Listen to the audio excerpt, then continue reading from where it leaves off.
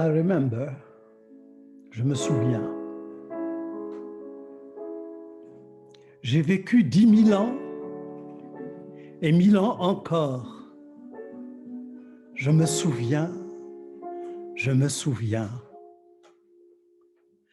J'ai vu naître Athènes et Rome, Ur et Byzance. Je me souviens, je me souviens. J'ai suivi les armées d'Agamemnon et les guerriers d'Attila. J'ai couru les savanes d'Afrique et les prairies d'Amérique. Je me souviens, je me souviens. I remember, I remember. Atadakar, atadakar.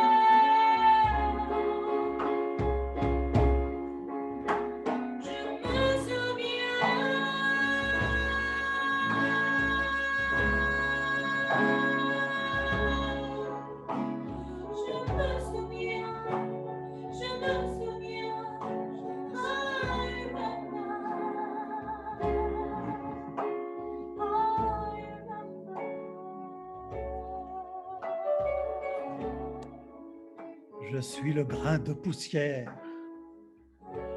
Je suis le souffle d'air. Je suis la fleur. Je suis la goutte. Je suis la rivière. Je suis un. Je suis tout. Je me souviens. Je me souviens. Je me souviens de la mémoire. Je me souviens de l'oubli. Je me souviens. Je me souviens. أتذكر أتذكر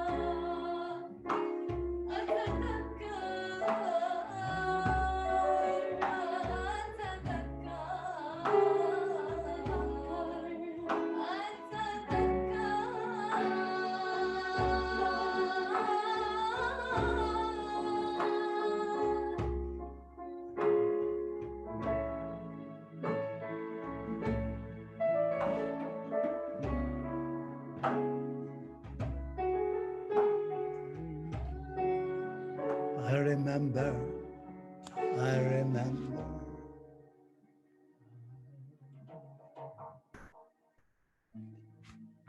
C'est magnifique, c'est magnifique. Thank you. Thank you, that's beautiful. It's always a mix of different languages and different musics, because the idea basically is precisely to mix things and to make artists coming from different parts of the world participating to the same exercise and the same creation. Of course, these young people are from here in Casablanca. This is the local group of Come to My Home. But there are other artists coming from other countries that join frequently in whenever it's possible. So ready to answer some of your questions. Yeah, first of all, yeah, thank you so much. It was really moving. It touched me really into the soul. And it's really nice to see that you renewed it, some people like, yeah, I feel, wow, full of energy to start this interview. Okay. So I'm going to do a small presentation of you, Driss. So you are a former cabinet minister in several Moroccan government departments, and now you are a civil society leader. Your position included Secretary of State of Foreign Affairs, a dear supporter of Home for Humanity, a teacher in a number of university and business schools in Morocco, in France, in Italy, and elsewhere. And now you have initiated the Come to My Home festival, and you also are the former of the Foundation World Culture, aiming, like you show us today, to invite number of culture, nationality, and background to connect together and experience diversity through art. So first of all, if I can ask you to give us a brief insight into your life journey.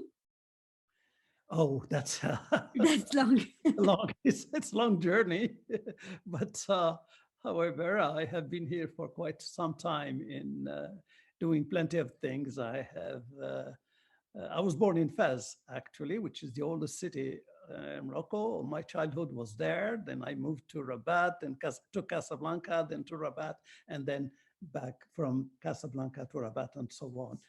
I have studied mainly in Morocco, though my thesis, my doctorate, I took it in France in the University of Nice. And well, I have worked for many organizations, including administrations, ministries, and also enterprises.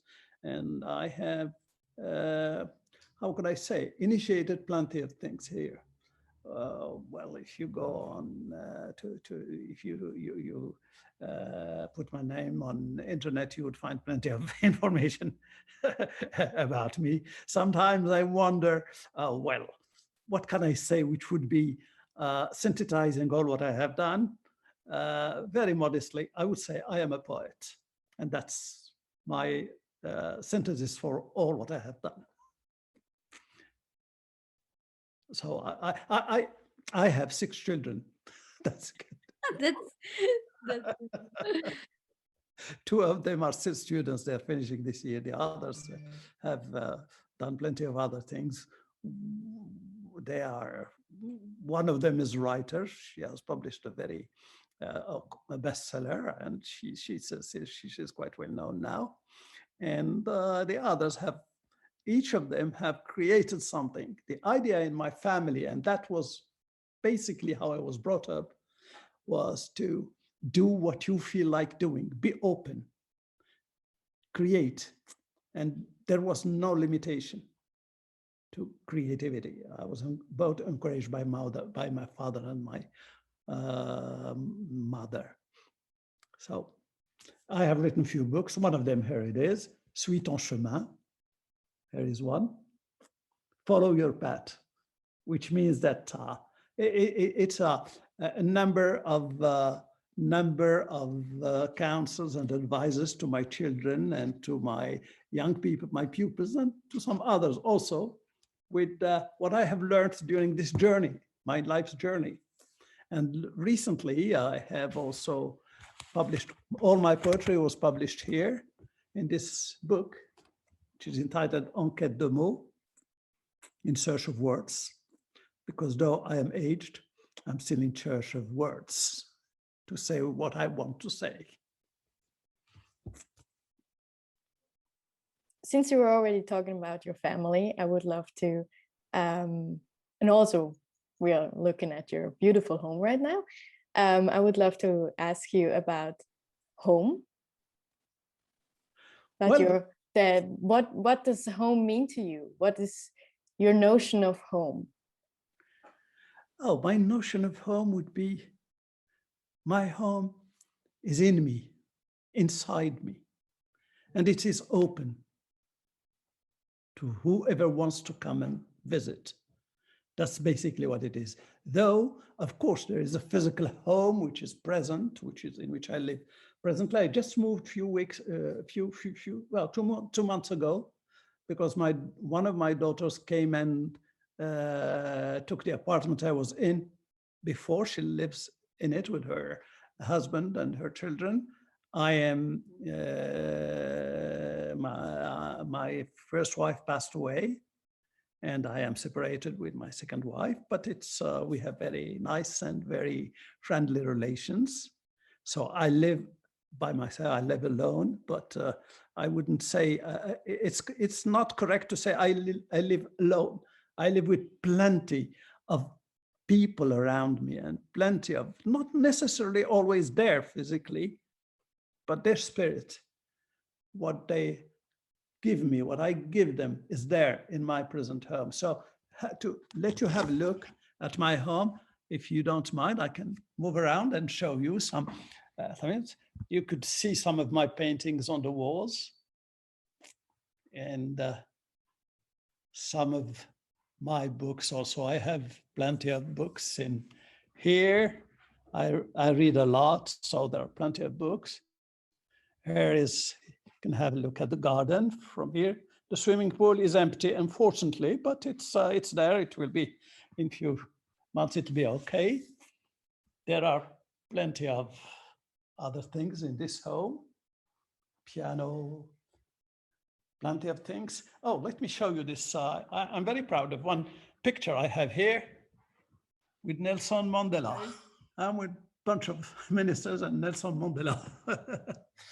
Here with King Hassan, and here with Garry Kasparov.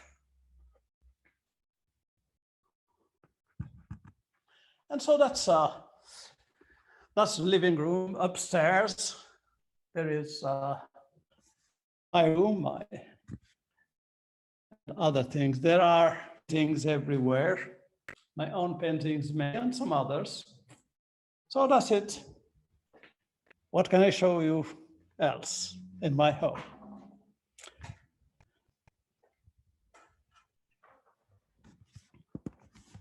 And my home has always been open.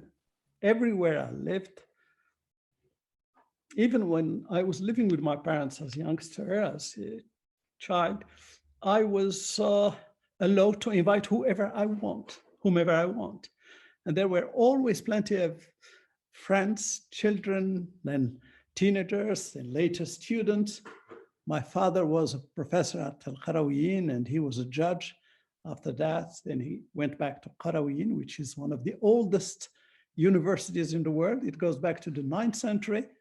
And so he was very open-minded, and that's how I lived, and I continue living. There were plenty of people coming from all around the world, from everywhere, who would stay for sometimes lunch, dinner, or days. Some of them stayed quite a few months, but that's, I believe it is our duty to have open houses and open homes, because, because of plenty of reasons. One of them is that you can enjoy it a lot. If to make it something which is useful to you, you can enjoy it a lot, and you can learn plenty of things. There are other reasons which are more substantial, and those reasons is that in our world, we need to contribute to create a more peaceful world, a more friendly world. And this is how you can do it. Don't say, well, I love others, I like them, and so on only, but do things that mean that actually. So Another question, if you... Yes, exactly. I mean, homes serve as a springboard for transformation. And it's lovely that you open your home to that and let people in and learn from you as well. And that's exactly also what we're trying to do now with Alexander and Rama, with their Home for Humanity. And you also have a Home for Humanity. So could you maybe tell us a bit about your connection with Alexander and Rama and maybe your experiences at their Home for Humanity, and let us have an anecdote of that or something.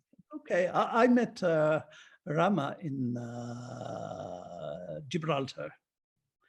I was invited to participate with one of my friends, he organized the World Music Festival in Gibraltar, and he invited me to participate to one of the editions of Gibraltar World Music Festival.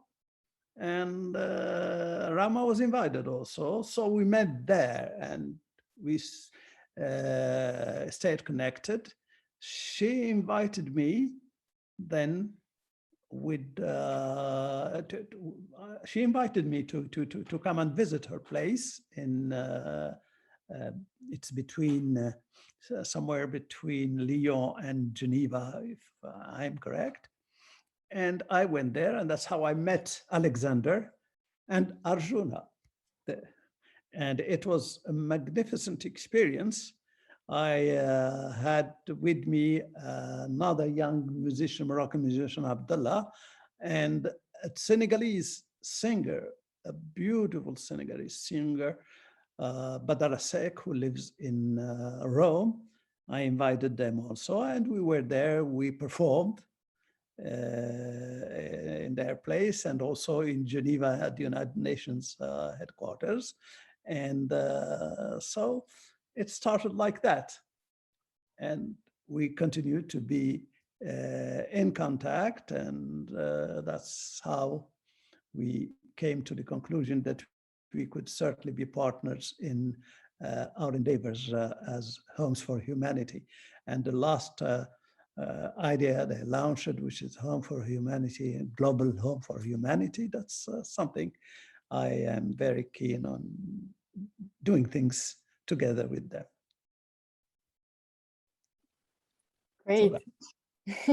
Thank you for that insight. Maybe Sophie, you can ask the next question. Yeah, maybe it's just that now we're living in such a crisis, and I'm wondering what if you could address the world's population right now, what would you say in order for us to turn this crisis into an opportunity? Well, just look at history and look at other things that happened to our world. Crises were always the beginning of something important and beautiful. Use the crisis as a way, as leverage to start something new. One thing that is important nowadays with this crisis, it showed us that all countries need to cooperate and do things together in order to solve the problem at the global level. You cannot solve the problem in one individual country and forget about the others, because sooner or later, it will become your problem.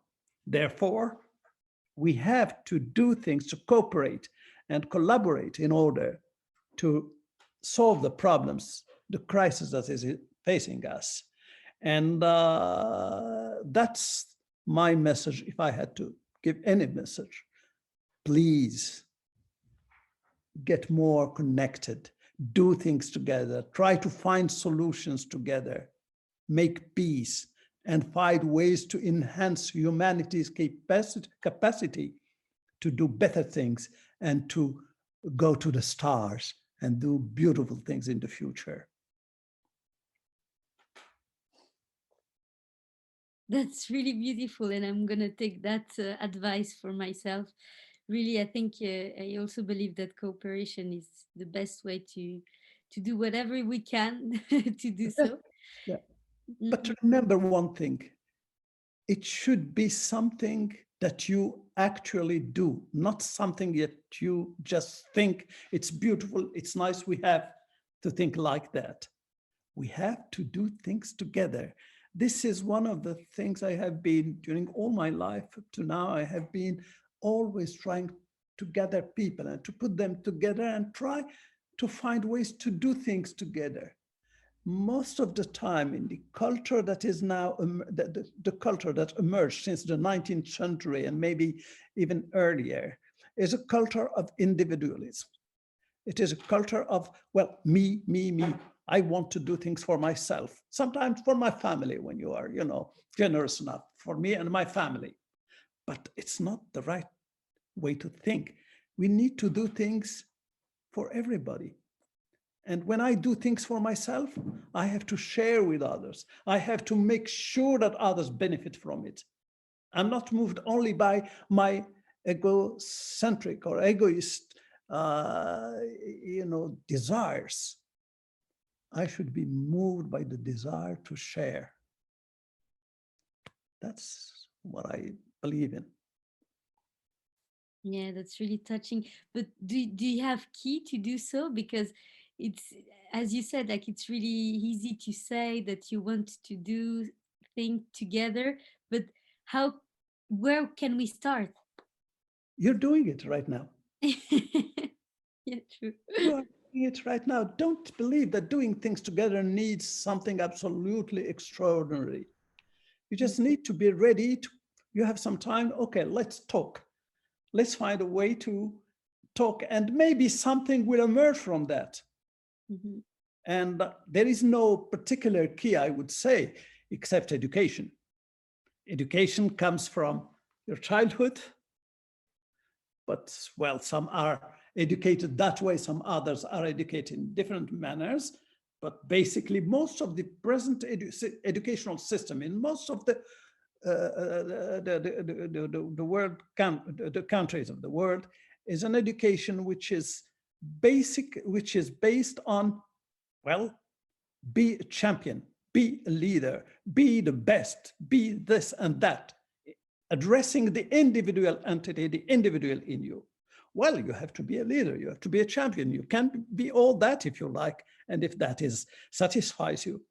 But at the same time, when educating, when you are in the business of education, you have to make sure that your students, your pupils learn at the same time that the most important motivation should be to do things for others. Benefit from it yourself, of course, but that is the most important thing. I have been involved during many years as the head of business school in Morocco, #1 and first business school in Morocco in 1970s, and later in different other educational positions. I must say that was my major advice, counsel, and endeavor with my students. Let's do things together. Do things together yourself, and let's do things together if we can. So that's my advice, and that's maybe the key. Yeah, and if I can add something, I really found that into Alexander's courses, because I don't know if you know it, but Stephanie and I are a student from St. Gallen, and we had these courses with Alexander, which was exactly in line of what you said about not the individual person, but us as a group, how to grow together to really capture all the words. So yeah, I think that we should have more people like you and people like Home for Humanity, because it's really the key to continue into a lovely world. Yeah. Alexander and Rama, both are beautiful persons, and I like them very much because they are moved by the same spirit. And I believe that there are some other people around the world who do these things. I don't want to believe that we are exceptional or that we are doing something extraordinary. We are doing what we feel is the best for the world, for our children, for ourselves. And that's something which should be normal for everybody, but unfortunately, it's not always there. But there are plenty of people doing things very interesting in the world. We don't know about them. Sometimes we come across incidentally, but let's continue, and certainly someday all these people will write a poem together. Actually, I have a poem which is entitled exactly that. Let's write a poem together. Let me see if I can find it. Maybe I'll read it to you, but I'm not sure. It's maybe gonna take, where is it? This, I wrote it around 40 years ago. And let me see.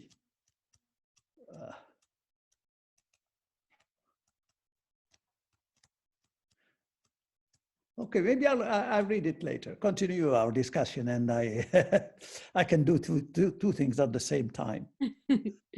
I don't know if Stephanie, do you have more questions? I actually wanted to ask you about how art and in poetry and also musical performances could bring people together and also help in times of crisis. Yes, what does art mean in times like these, and how could it maybe help us bring us forward? Can you elaborate on that? Well, how? I don't know if it's a difficult or simple question, but what I know is that there is no other solution, and therefore we try. Let's try what at best. Everyone would try according to his feelings, according to his circumstances, according to his possibilities, and try to even to a meeting with one single person, sharing with that person some music and some poetry could do very beautiful things for both of you. If you are 3, it's even better. 5, it grows. And while you are doing that, some other people are doing the same thing somewhere else. And just by showing that, and that's precisely what you're doing, if only to refer to this recording and the other recordings you have done, by showing this to others, you're giving them ideas, you're pushing them or encouraging them to do the same. And that's how things move ahead. I have found the poem. It's entitled, it's in French. Un poème sans fin pour un jour prochain. Un jour prochain, tous les hommes écriront ensemble un poème. Chaque homme y mettra un mot de lui. Chaque homme un son de sa voix. Chaque homme une larme de son sang. Chaque homme une image de son rêve. Chaque homme une image de son rêve. Chaque homme un cri de sa fureur. Chaque homme une étincelle de sa flamme. Chaque homme un morceau de sa vie. Chaque homme une part de son âme. Chaque homme une lumière de son esprit. Poème riche de milliards de mots. Comme poète n'en a jamais écrit. Poème sans fin. Poème qui recréera l'univers. Chaque homme nouveau ajoutera un nouveau mot. Un jour prochain, tous les hommes écriront ensemble un poème. So that's it. Writing a poem does not necessarily mean you write it in words or you write it in with your pen. You can only think about it. You can do things, you can build something together. You can do some enterprise, joint enterprise together. All these are poems because life is, how could I say? Life is poetry. Just take it as it is. It's a beautiful opportunity when you live to create things and do things. And that's how it is poetry. That's a very good advice. And I will take that to my heart. Maybe when you're already giving out this great advice, maybe I can ask you also, what would be your advice for, let's say, the young persons, the young agents of transformation, to start their journey to this transformation, and to also see what you just said, that life is a poem, and that we can be a part of that, and we can add to this poem. Yeah, what would be your advice to maybe Sophie and I and other young agents of transformation to go on our way? Yeah. Maybe 3 things. Read a lot. Read things that you apparently at the beginning you would say, well, that's not for me, I don't like it. Read it. Try to, at least the first lines, the first pages, and then see whether it gives you something or not. Read a lot. That's what I have done when I was a young child. I read a lot, and I was encouraged by my parents. Secondly, travel. Travel a lot. Go to places different than yours, places you would like to discover, and meet people there. Talk to them. Don't hesitate to ask questions. Don't hesitate. Don't be afraid. Meet people and talk to them. And thirdly, invite people to come to your home. Invite them to visit you and learn from them. Talk to them. I know it's not always possible for everyone to receive people, because you need space, you need plenty of things. But whenever it's possible, you can be together in some place. If not in your home, in some friend's home. I do remember when I started an organization here when I was a student called the Meeting Club, and it was an English-speaking association that was in Rabat, we started also the Experiment International Organization Bureau in Rabat, and we received plenty of people, plenty of young people like you, visiting from the United States, from England, from other parts of the world, and they would stay with families, Moroccan families, for sometimes up to 2 months, and they would live the same way as the Moroccan families. All of them were transformed by their experience. So these are 3 advisors. You certainly do already, if not all of them, at least 1 or 2 of them. Read, travel, receive people. And that would be very shortly what I can say. There are plenty of other things, of course. Read my book also, Suis ton chemin. You'll find plenty of advisors there if you want. The story of this book is the following. My youngest child, a boy, he plays music. He is now starting to be known, and he sings in English. He lives in Paris. And one day he was 14 years old. We were walking together in Casablanca, and he asked me, "Father, how can I be like you?" That's a question, by a young teenager of 14 years. It's normal for him. His father is a mountain or whatever he believes his father is. My immediate answer was, "Suis ton chemin, follow your own path, and you'll be like me." So follow your own path, but I can give you some advices. So I started writing this book, and there are 101 advices in here. The idea is that we could bring it to 1001. Each one, the last advice is the following, I believe. This.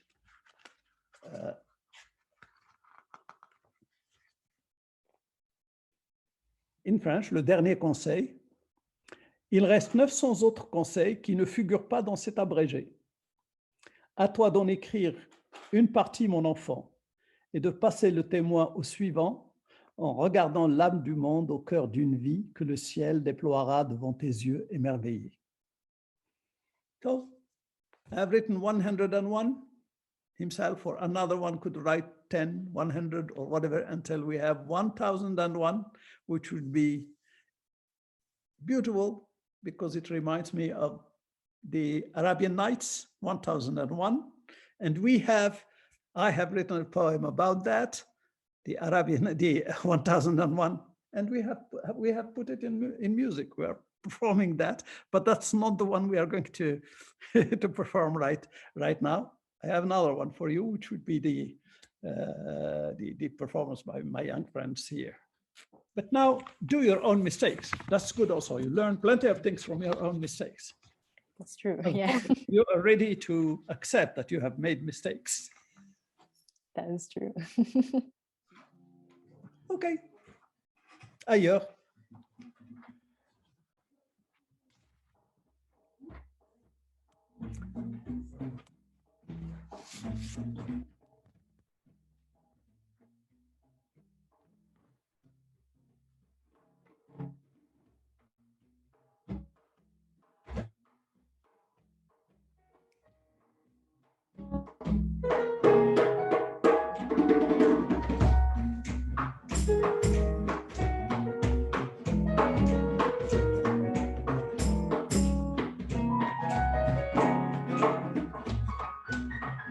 Oiseau volait dans le ciel.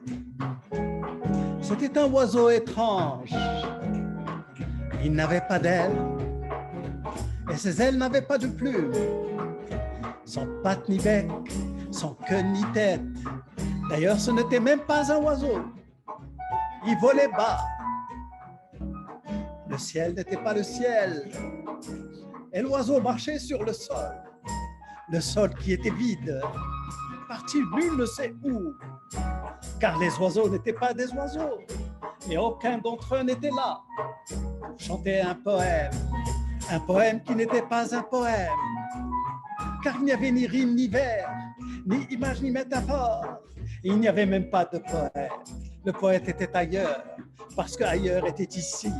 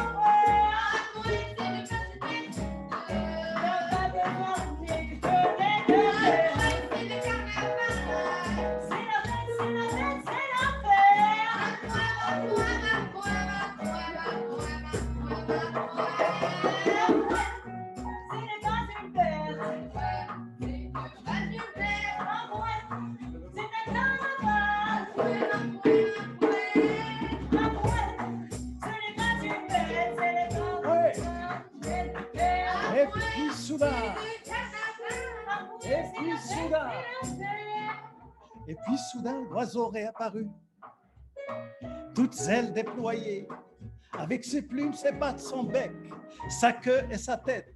Et il volait de plus en plus haut dans le ciel qui reflétait la mer.